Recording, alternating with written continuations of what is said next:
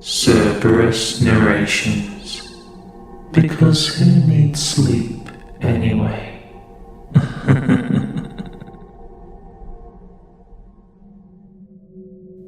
The deal was simple. We'd get to ask him a couple of questions, and he got to ask us a couple of questions. A bit odd if you ask me. What could the devil possibly want to know from us? I couldn't tell you. Is heaven real? I asked. Yes, he replied, his voice like dying embers in a fireplace. And so is hell. Who goes to heaven? Whoever God wants there. I'm afraid that's much too vague for us. What's that like? He asked, his eyes perking up. I'm sorry? What's it like to be afraid? A bit confused, I tried my best to describe the feeling of fear. My explanation was a bit clumsy, but he appeared to be satisfied with it. Why do you want to know that? I asked. Because when God made me, he didn't give me the ability to feel fear. I can't feel a lot of things. What can you feel? Pain. I got us back on track.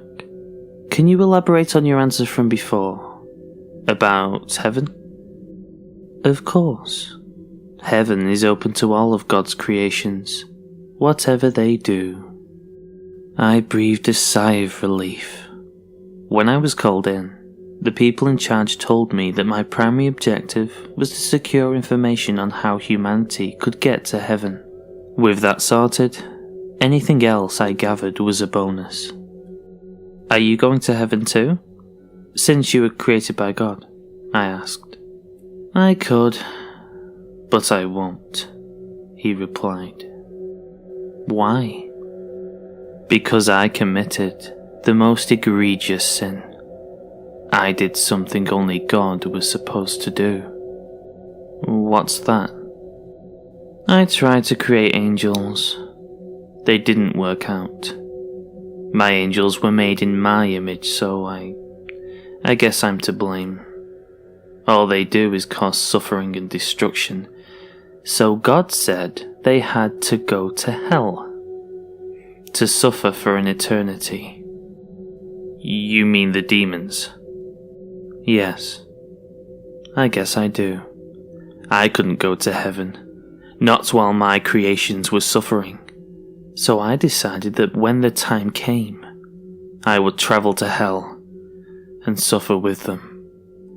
Why? Because I love them. I checked my watch. Time's almost up. Yes, it is, he replied.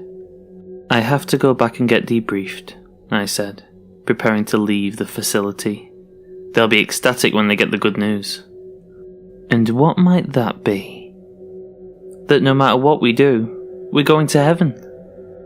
But you're not. Or anyone else for that matter. But, I said, my voice wavering, you said...